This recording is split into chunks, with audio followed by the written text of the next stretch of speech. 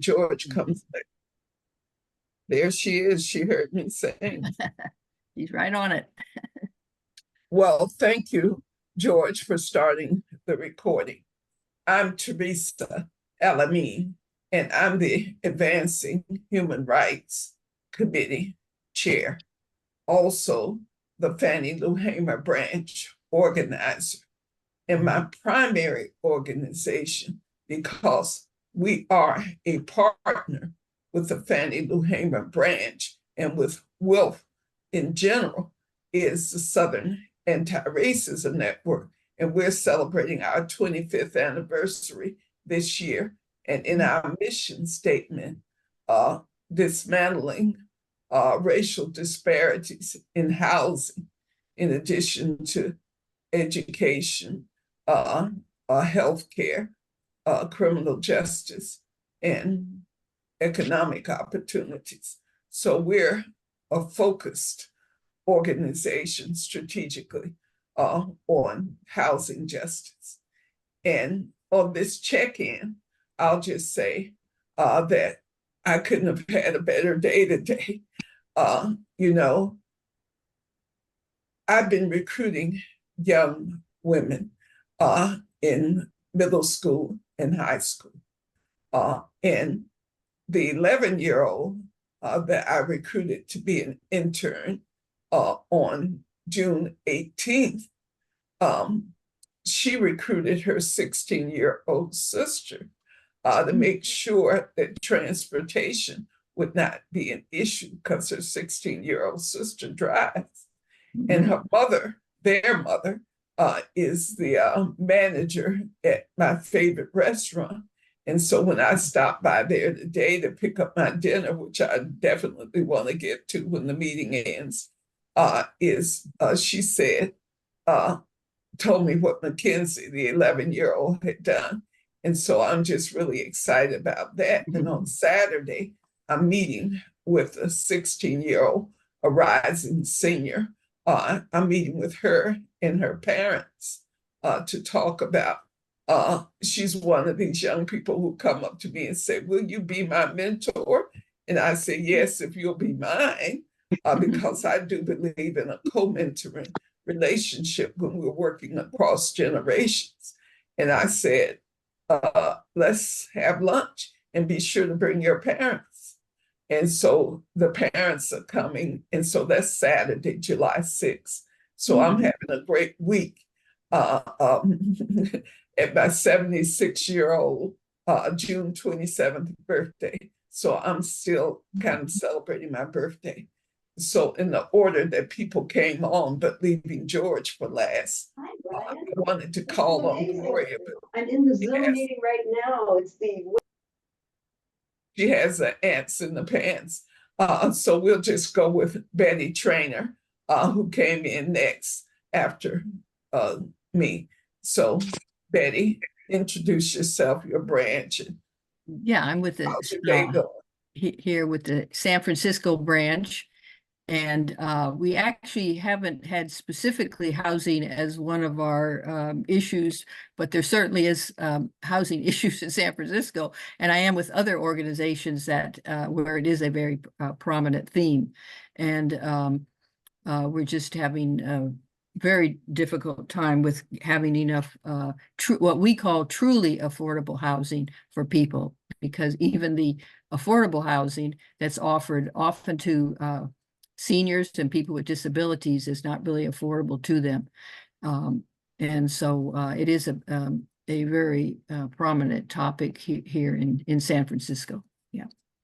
And it has been for many years. Many years, of course, yeah. When the dot-com thing happened back in the mid-90s, I remember that was when the crisis really started. So Julia Bishop, would you introduce yourself? Because Gloria is on the phone.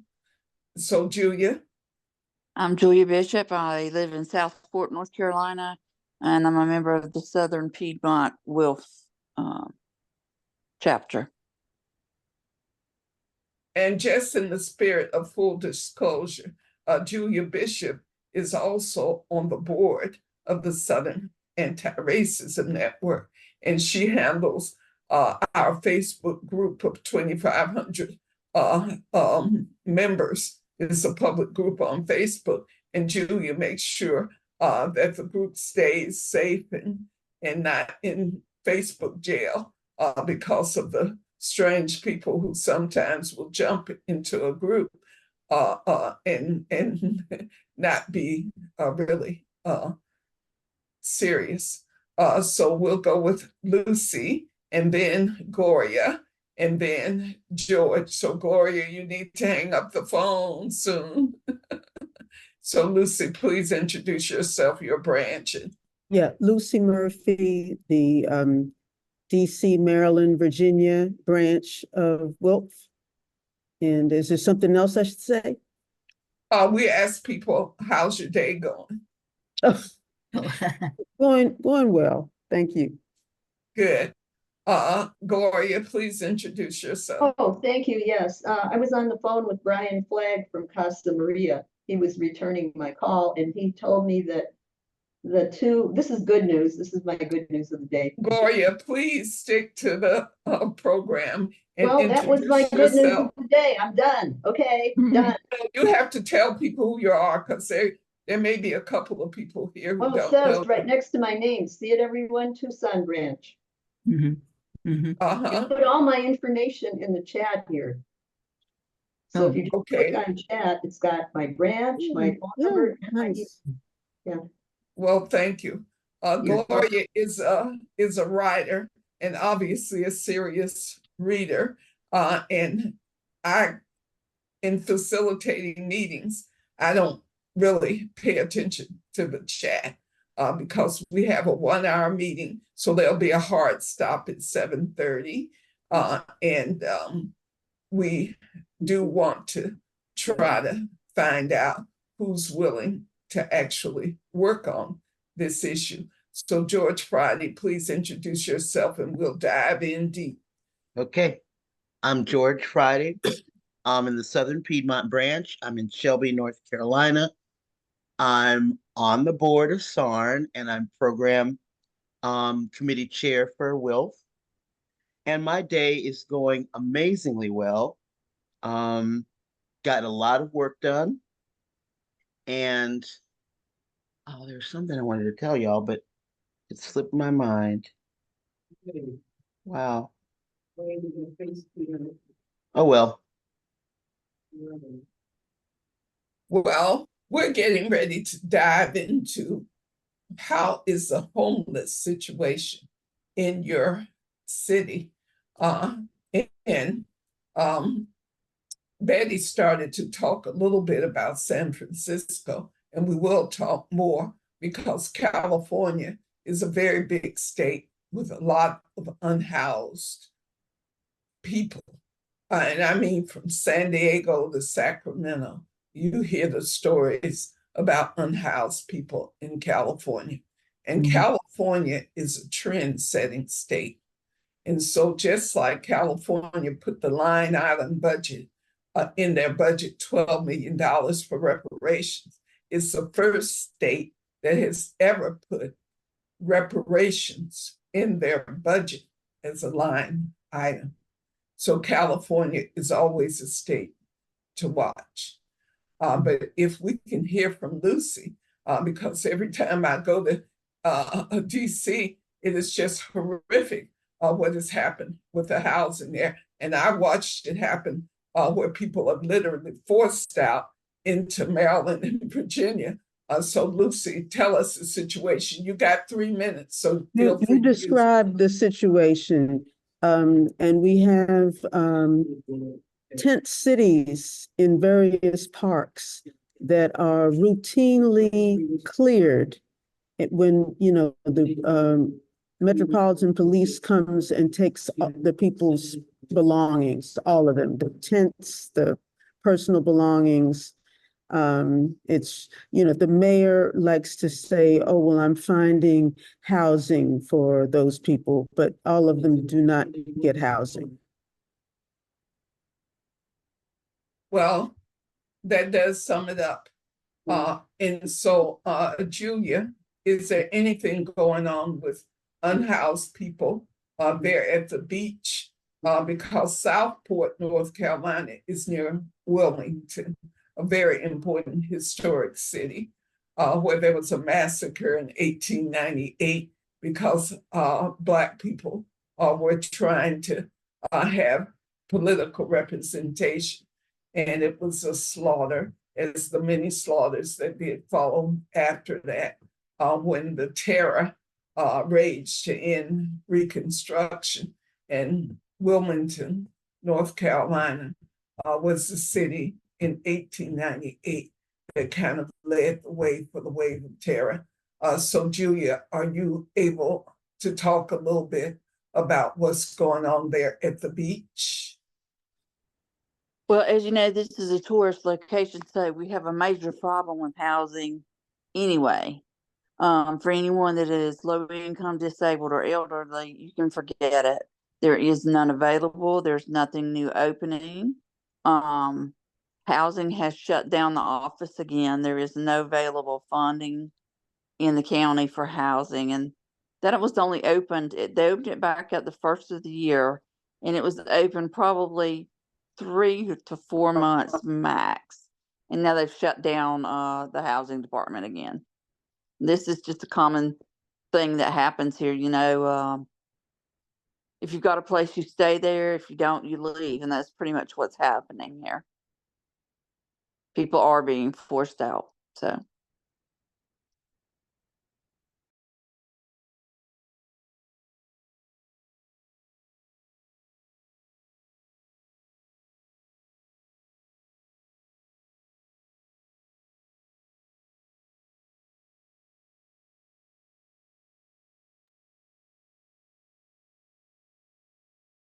Who's next?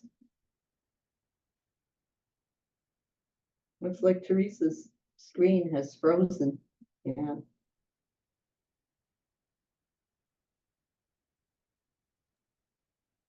Oh.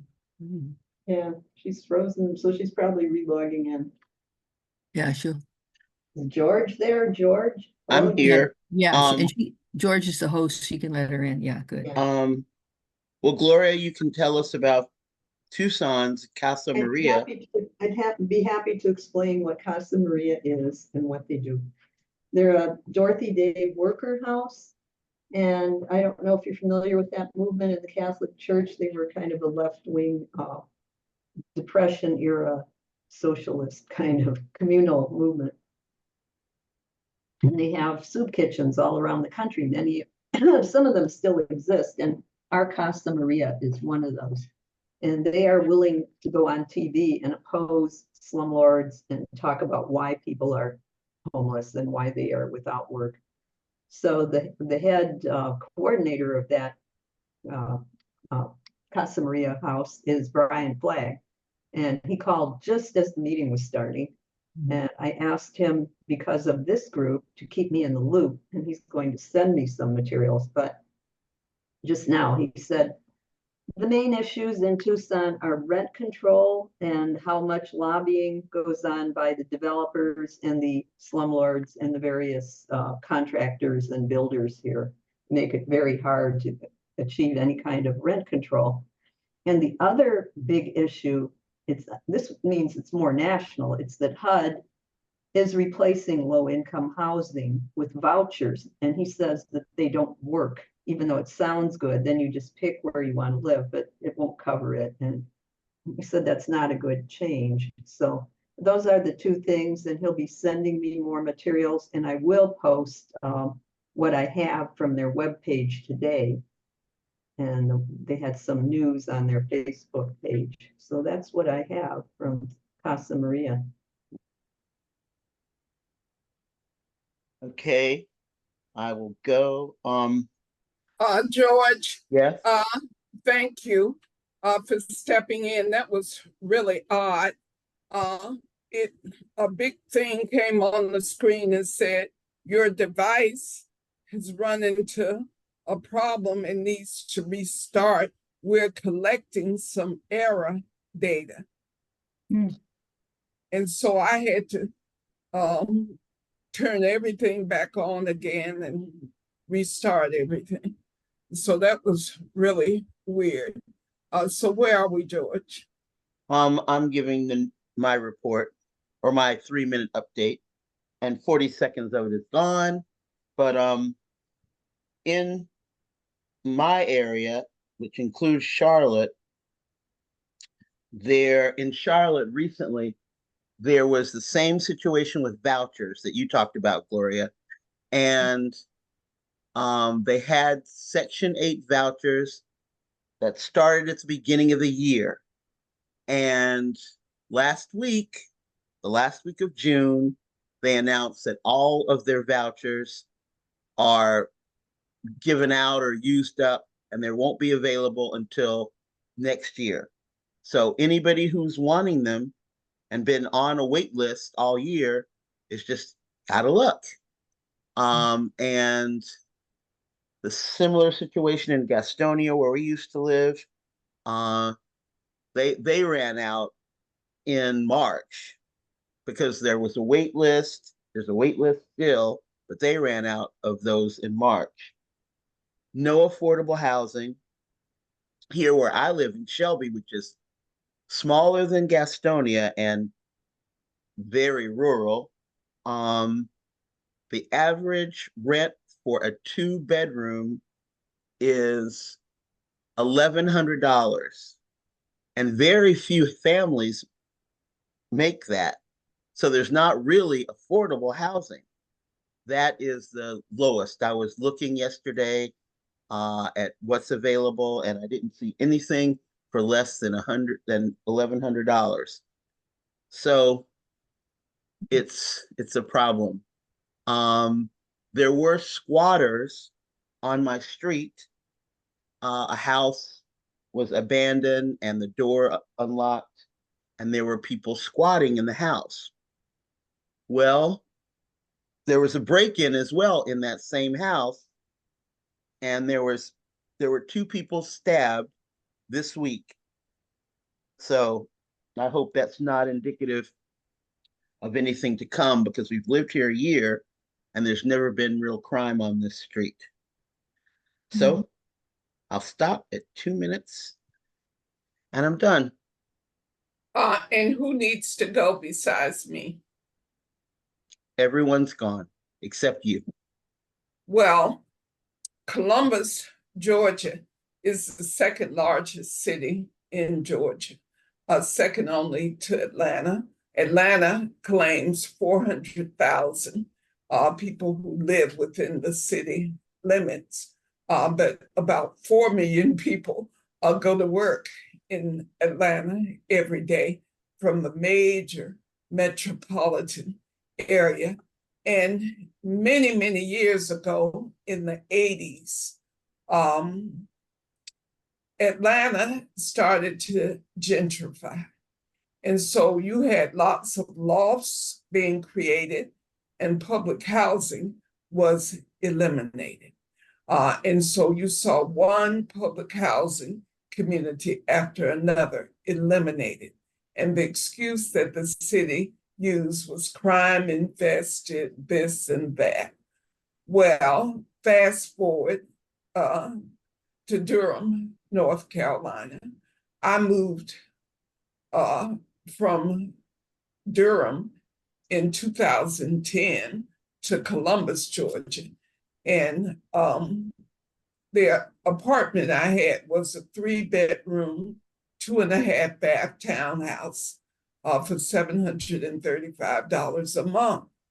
Within a year, my neighbors called me and said, guess what? Greystone bought the Yorktown property and our rent has shot up to $1,500 a month. Well, I drove back there and it's like really prettified on the outside, but the rents are over $2,000 now. And that's happening all over Durham. Now, I lived in an apartment here in Columbus for 12 years, from 2010 until 2022. TableRockCapital.com, investors out of Nevada bought the apartment complex in 2022. And the gentleman who owned it he thought I was just great because I was never late on my rent. And he called me up and he says, Miss Teresa, they made me an offer you just wouldn't believe. And I've gotten older and it's just, I sold a complex, but you don't have a lease, Miss Teresa. So see what you can negotiate with them because they're going to probably raise everybody's rent. So when they realized I didn't have a lease, they let me go on paying my $705. I do need $705 for a 3-bedroom, 2-bath apartment that I had same rent since 2017, never any change in my rent.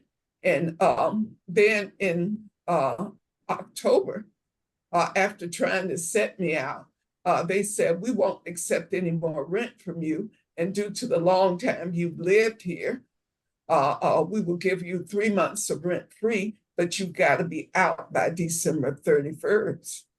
Because the rent now for that unit is $1,300. So it was almost double. I said, wow, I'm not paying it. So we went to court in January, and the judge, who was real friendly with me, and after I explained my case, he said, well, I'll take this under advisement for a month. So in February, I'll give a ruling. Those investors jumped up, ran out the courtroom, and left their little lawyer standing there. And I'm like, Mr. Flowers, do you still have a client? He said, I think so. Let me go talk to him and see. Within a week, I get a letter saying, we'll give you 3 more months of rent free if you move by March 31st. See, my apartment was situated in a place where they needed it to do their, we move into luxury joke. And so just this is what's happening. And I just found out from someone in Atlanta that an international company that is buying up properties and raising the rents and doing price fixing on the East Coast just got cited by the Justice Department for kind of price fixing, antitrust stuff. So there is something going on inside of the Biden administration that says we want to try to support this effort to deal with the renters' Bill of Rights. And so, just so you know, for the Housing Justice Working Group, our key partner is the National Low Income Housing Coalition, which is based in DC on Vermont Avenue. I think Lucy knows the organization well. Well, at their website, nlihc.org, you can click on your state and you can find out who the partners are in your state. So George and I and a number of us in North Carolina, South Carolina, and Georgia are going to be meeting with the advocacy organizer for our states so that we can do something regionally. In California, when I looked at California, Betty, there are lots of organizations working statewide in California. So there are many potential partners. And so because the housing and homelessness issue is the best funded sector in the nonprofit world, lots of money goes into it. But for some reason, we haven't cured homelessness yet. And some of us who know that there is a way to do it, and you don't need a $5 million budget to talk about it, and the money needs to go directly into the vouchers, Section 8 vouchers. Like in Columbus, they put out a call. We have vouchers for Section 8, just the housing authority here. And they said in one day, they had over 2,000 applicants and they only had 1,500 vouchers. So they had to shut it down. And the eviction rate went from 1,202 in 2022 to 1,358 in 2023. And based on all the people I've seen set out over the last few days, I mean, the evictions are unbelievable. It is a serious crisis, friends. And so it's kind of like, how many branches are willing to be in the coalition with the National Low Income Housing Coalition? Because they have paid organizers. As soon as I clicked on Billy Cirillo, who is a paid organizer for National Low Income Housing Coalition, and I was asking him about how SARN could be listed as a partner on their website. And he says, well, I'll be glad to talk to you. And I sent him information about SARN, explaining we were in several states. He said, this is wonderful because I'm the organizer for North Carolina, South Carolina, and Georgia. So I invited all the board members from North Carolina, South Carolina, and Georgia to join the conversation, in addition to the partner we have in Georgia called Georgia ACT.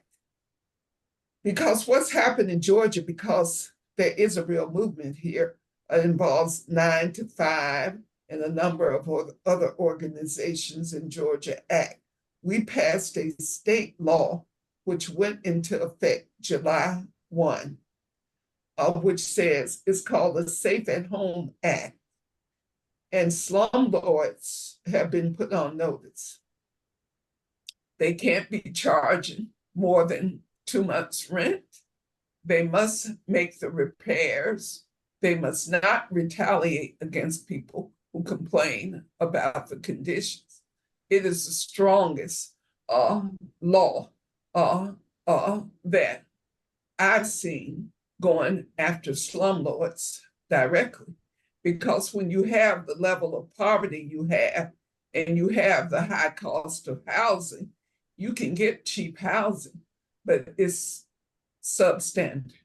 So the people who are paying $500 a month or $600 a month, they're risking their lives. Because when the stove catches on fire and the place burned down, as that happened with a woman a year ago, and she's standing out in the yard, and she told me she wore a size 18. And I'm sorry, but she wore 22 if she wore anything. And I took some dresses to her, and she was going to be living in her car with her 5 children. And I thought the fleas were going to eat up my ankles in the yard. I said, you got dogs? She said, no, but stray dogs come through here all the time. It's just a lot of stray dogs and cats and everything, because the neighborhood, and when you looked around the neighborhood, you would think you were in Haiti. That's how bad it looked in terms of poverty. So this is why we're passing a Renters' Bill of Rights ordinance in Muscogee County, because Columbus is a consolidated government with a county. In 1973, they consolidated the county and the city to dilute Black political power, and it's worked. It's worked because out of the 10 city council members, only 3 are Black, but this is a majority Black county. But the folks who live in Midland and in the other areas out in the county and not in the city proper, they rule. They rule the Columbus consolidated government. And that has gone on since 1973. When Atlanta elected its first Black mayor, Columbus reacted to that by consolidating and weakening Black political power. There's never been a Black mayor here. So things are starting to change, I think, because I've talked about people so bad.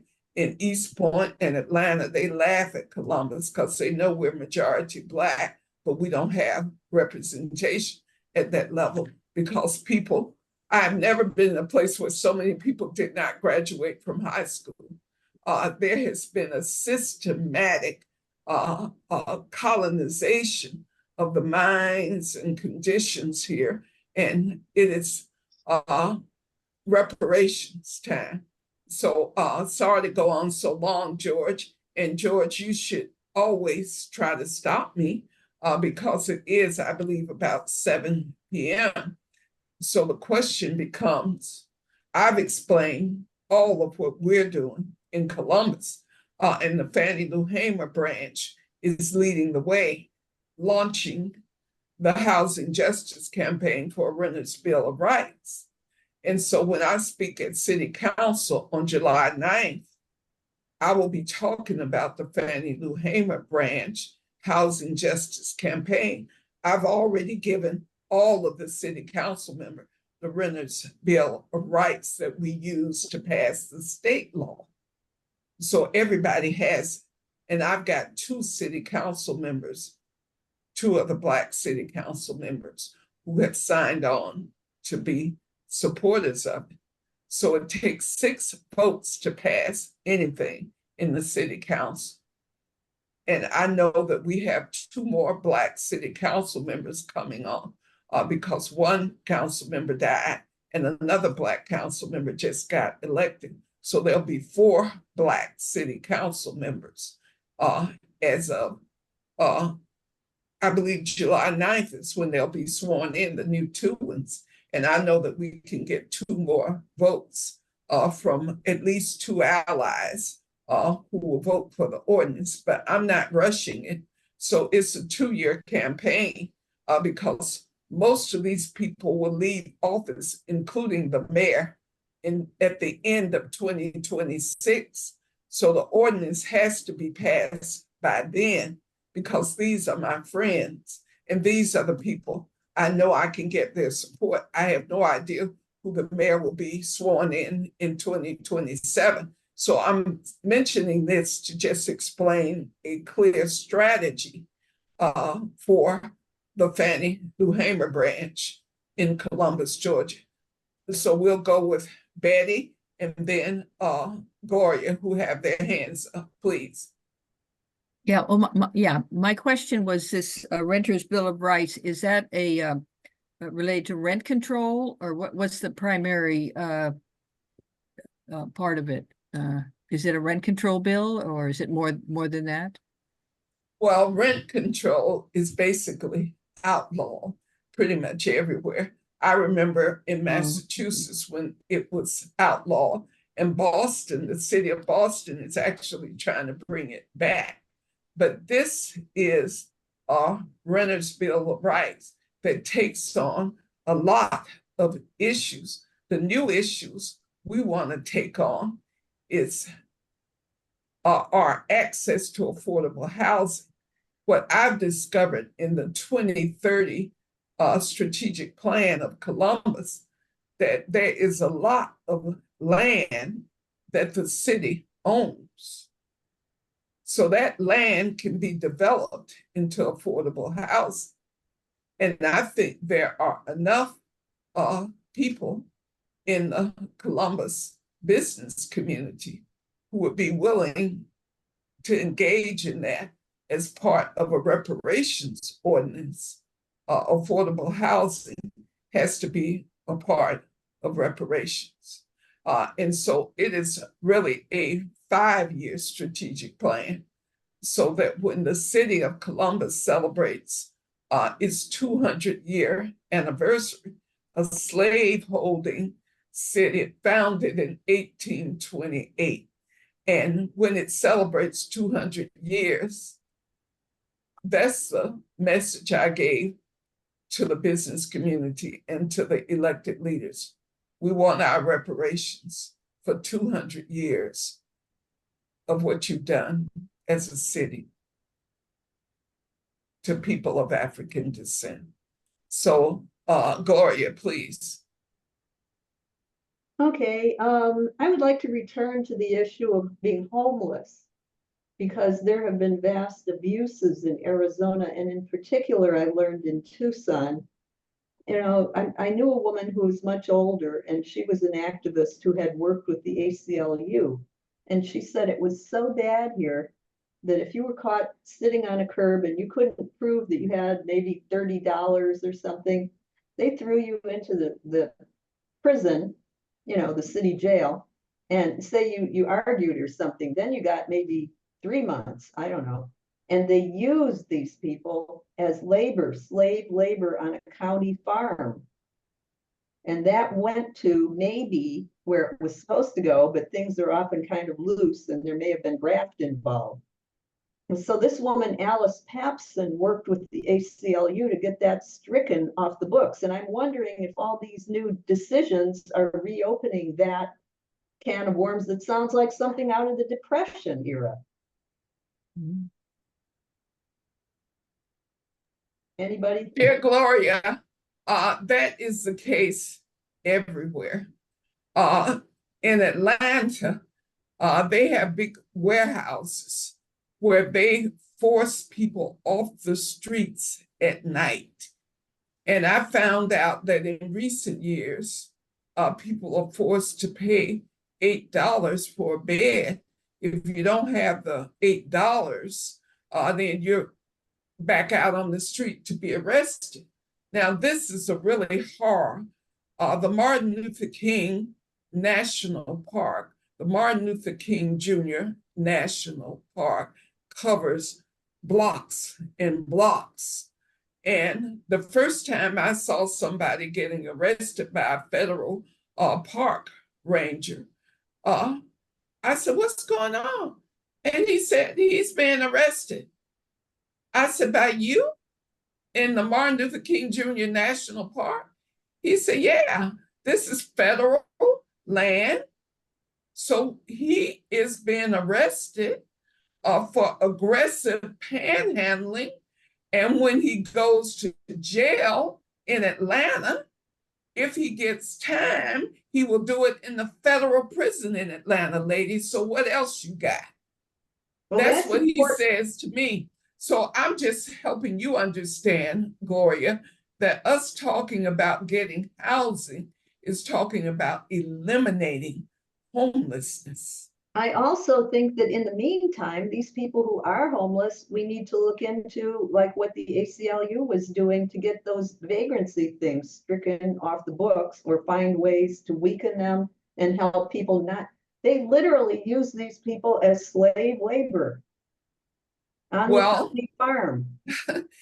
Well, Gloria, I just have to tell you that the Supreme Court decision that was passed a few days ago gives cities the right to mow down the encampments, to arrest people for vagrancy and everything else. It's a Supreme Court decision. Yeah. It is now law. So cities are going to be mowing down these encampments. And so what we have to do as our way of raising the level of discourse around human rights is saying that this criminalization of people for being unhoused is unconscionable. And so the National Low Income Housing Coalition has a webinar coming up on Monday, which I put out to the branches list on July 8th, where this subject will be talked about in the way of a tenant's Bill of Rights, because people who are using public spaces where they can create some semblance of housing should not be criminalized. And we have encampments here in Columbus, and I have never known them to be knocked down or people criminalized. And I want to make sure when I speak before City Council that we'll get a pledge from the mayor and City Council that that Supreme Court decision will not find its way into the beautiful place we call Columbus. Because there's a place along 2nd Avenue in Columbus under a bridge where the encampments are. Everybody knows it's there, and people come there and bring clothes and food because we know they're there. Columbus is a very charitable community. And so I can imagine that we would allow that law from the Supreme Court to go into effect. So it does come down to grassroots organizing. And the ACLU, founded in 1920, is one of the few 100-year-old organizations like WILF, like the NAACP, like the Fellowship of Reconciliation. There are just a few 100-year-old organizations, and the ACLU does a lot. And the American Friends Service Committee also in that number. So these are the partnerships that we have to build in order to get the human rights issue of housing for everyone. It's a human right, just like healthcare and all the other things that we don't really get in the United States. Right. So go ahead, Gloria. Yeah, I just pasted in that story of our Pima County Attorney and Board of Supervisors statement. You have a link to it that just came out today. And they are saying they're going to mitigate this bad law, and they're not going to do as much as they're supposed to do. So we'll see. And that's in Tucson? Yes. Well, good. Well, finding the partners, this is not work that you can do alone. And the Southern Anti-Racism Network is a small nonprofit, but we have quite a bit of influence in the community here.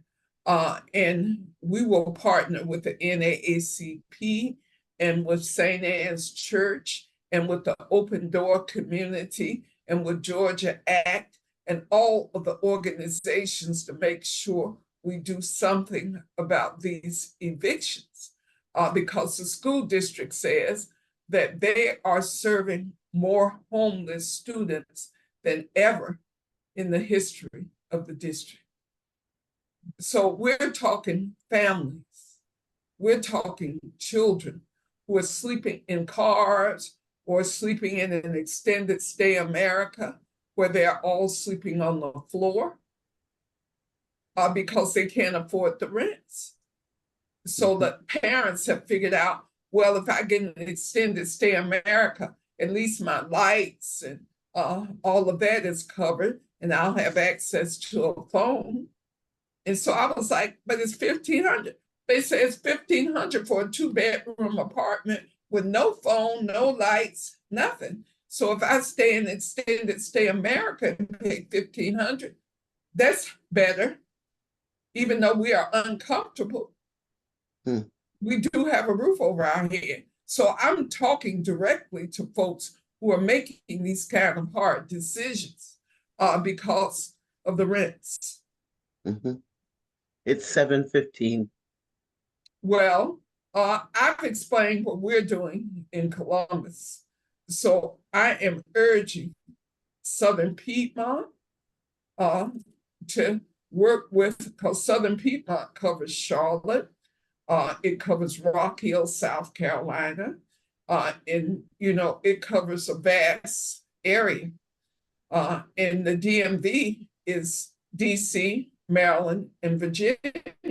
And so my guess is that the same advocacy organizer in the National Low Income Housing Coalition is covering the DMV area. And California has lots of partner possibilities.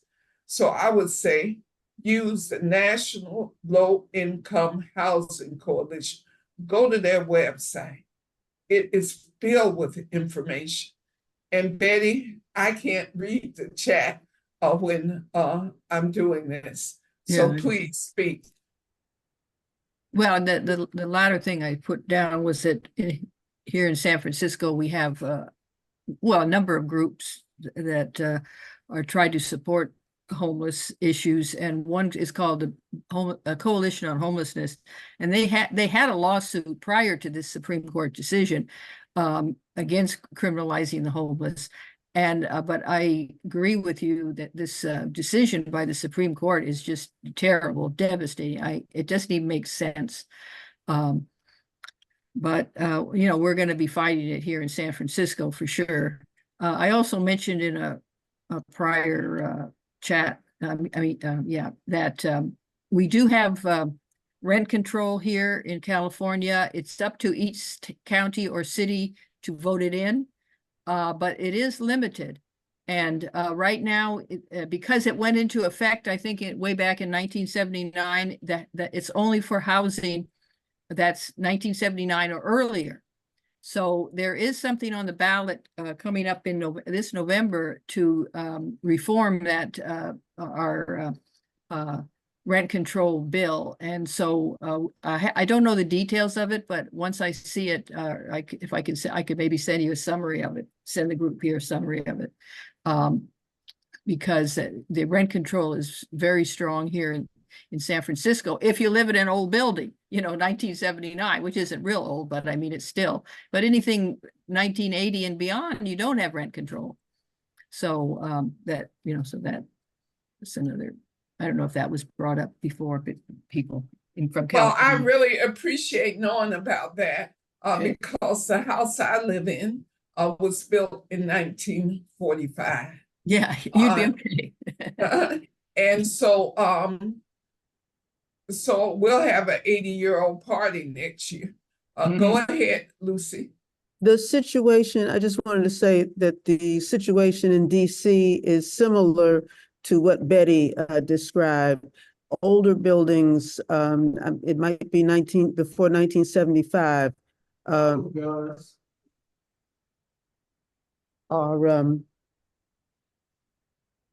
under rent control. And I was just asking a question of Google that said that 36% of the rental housing in DC is under rent control. I think that's high. I think it's probably more like 12% or 13%. But because we have knocked down a lot of older buildings and built newer ones. So I happen to live in a building that is close to 100 years old. I think it'll be 100 in a few years. So wow, I'm under rent control. Yeah. And we also have a provision that people who are over 62 years old, you can't go up but so much on the rent. It's limited. Yeah. See, these are the kinds of things that we can use as our renters' bill of rights. We'll go to George and then Gloria, and then we'll talk about when our next meeting is, which is always the first Wednesday of each month. George, what do you have?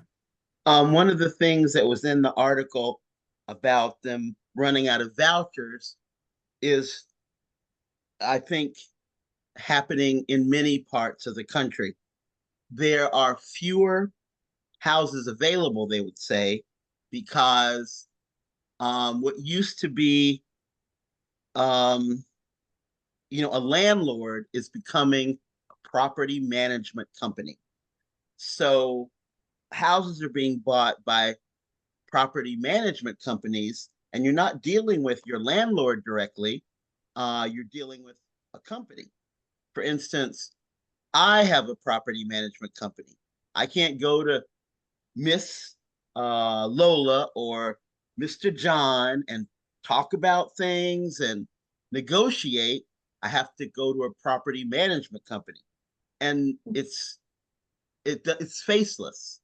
It's just a corporation, and they are buying up single family houses and becoming under the management of a corporation. And they control the, they said in that article, they're controlling the housing. Well, George, I couldn't find the phrase. George, this is the reality. Welcome to capitalism, because this is how it works. So the investors are coming into Columbus from New York, from Nevada, and everywhere. And they're buying up these properties, single family homes, apartment complexes. And they're setting a new standard for what rent is. So my 3-bedroom apartment that was worth $705 in 2017 is now worth $1,300. And we're talking less than 1,100 square feet. So when they said they were raising the rent, I said, well, if I'm going to pay that much, I'll move to a bigger place. They said your base rent is $1,304, but when I get my rent invoice every month, it was like over $100 added to it. For this is for pest control, this is for trash pickup, this is for water and sewer. So I was paying $1,427 in my last corporate apartment. The owners live in New York. The management company is based in Atlanta. So that is the trend. Yeah. So states like Rhode Island and other states that are more progressive, and in California, you know, they have a form of rent control. And so some states say you cannot raise the rent more than 5% from lease to lease. But no such laws exist in Georgia. So these are the things you got to know what's going on in your state, is my point, or in your colony, in the case of DC. But you got to know what's going on in your state in terms of the housing laws, because the housing justice movement in Georgia realized we had to get that state law passed. It took 2 years to get it done. We didn't have the Senate in the first year. And I called up my state senator, who is the dean of the Senate. He's been there longer than any other state senator. And I said, look, Brother Harbison, really need you to get your colleagues to go along. We can't have this kind of suffering going on. And so, sure enough, they voted it this time. And the Governor Kemp, bad as he is on a number of questions, he signed the bill in April because the cries are so loud from everywhere. We need relief. And so it's a movement building time, dear sisters. And we have the wind at our backs because everybody's facing this housing crisis. The house I'm living in now, because the owner is an elderly gentleman and he's charging me $1,045. Well, when I started talking to my neighbors, I found out that most of them are only paying $750 or $800 because these houses are so old. But when he looked at my income, see, that's what's starting to happen. When they look at your income, they base your rent on what they think you can pay. I found out that my neighbors around me in the corporate apartment were paying $200 less a month in base rent than I was, because they based it on getting 1/3 of your income per month. That's how evil it is. It's a whole bunch of unfair housing practices going on. But it takes a movement to get to it. Go ahead, Gloria, because we got about 2 I'm really minutes. eager to have a few words here because I often don't get to talk my full time. And I just want you to know I am conscious of that. I've given up a lot of time taking 15 seconds when everybody else takes minutes and minutes. Okay, well, here's what I want to say. Arizona's got to be one of the worst. And because, you know, I'll try to read fast, but here's what they do. Under rent control, there aren't any rent control laws in Arizona at the moment. Arizona laws prevent local governments to impose rent control laws, which gives landlords much more freedom when managing their week-to-week or month-by-month agreements. There is no limit on how much a landlord can raise the rent. They have to give a certain amount, you know, a couple weeks, whatever it is. I'm not going to go through that, but they have a time limit. And they have to give 10 days notice on weekly leases and 30 on monthly. But there's very little that, as Brian Flagg said, there is such a powerful realtor developer lobby in the state. It's a state run by these people, and they have all the lobbying power in the state. So we're at rock bottom. We're at ground zero. People have no rights in Arizona. So all of this much more optimistic stuff, I want to get this in, how bad it is here. I'm done. Well, Gloria, let me say this to you, sister, because this whole issue of how we use information is important. I'm a movement building person. It is really bad in Georgia. This is a state that welcomes the kind of investors and businesses that are doing what they're doing. It is this way everywhere. But the movements are stronger in some places than they are in others. And I'm proud to say that in Georgia, there is a movement against, and there is resistance to what is going on, which is how we were able to get that state law passed. We stuck with it, 9 to 5, the Southwest Georgia Organization, Georgia Act, SARN. We all lobbied and lobbied and lobbied until we got it, because we could give them all the poverty numbers. We could give them all the stats, and we had our own hired lobbyists. Georgia Act has a $4 million budget. Mm-hmm. It's a housing justice organization, and they got a paid lobbyist that deals with stuff. They got 2 at the federal level and 1 at the state level.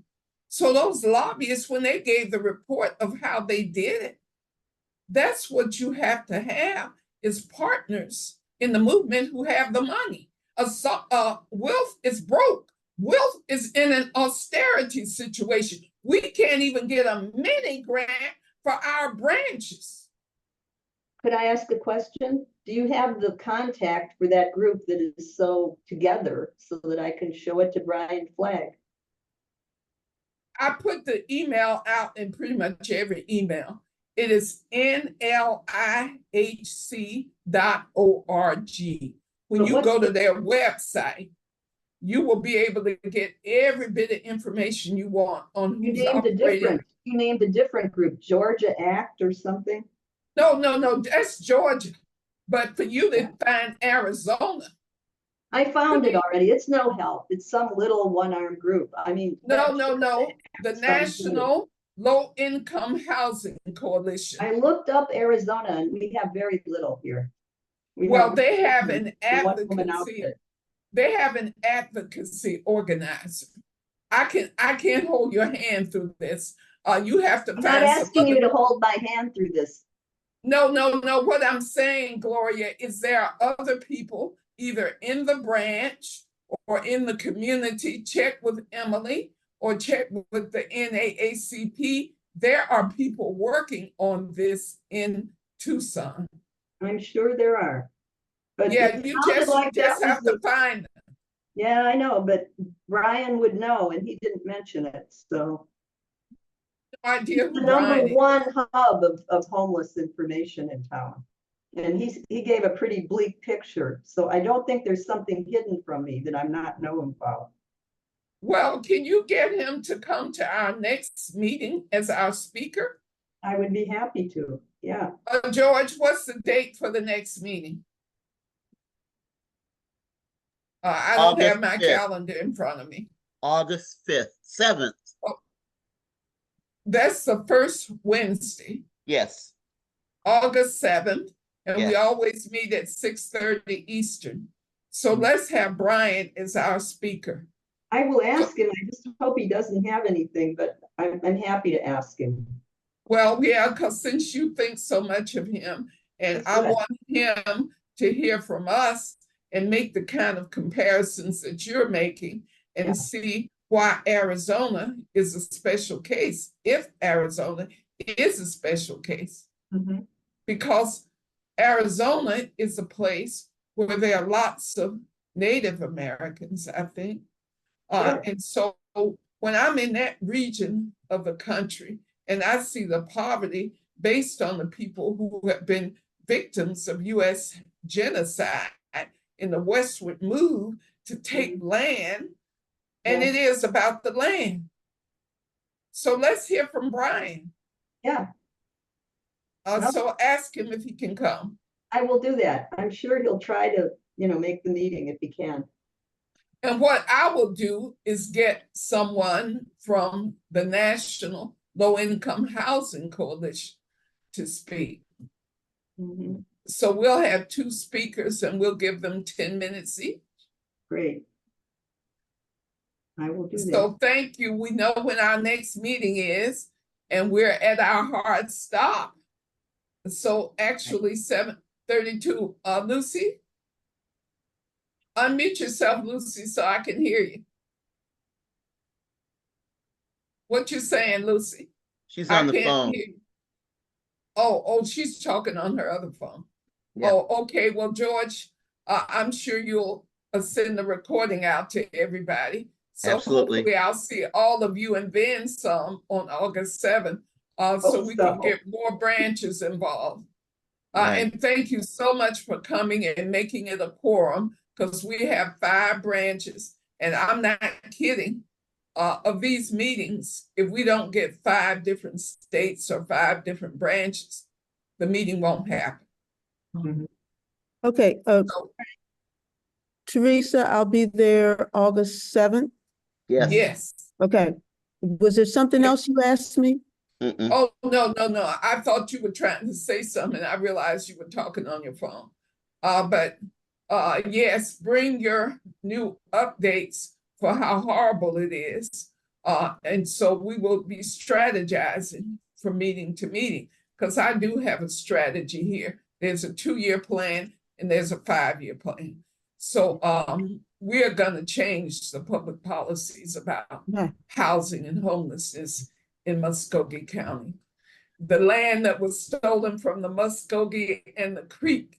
So they got markers all over Fort Moore talking about how they won the battles against the Muskogee and the Creek. Every time I go over there, I want to scream.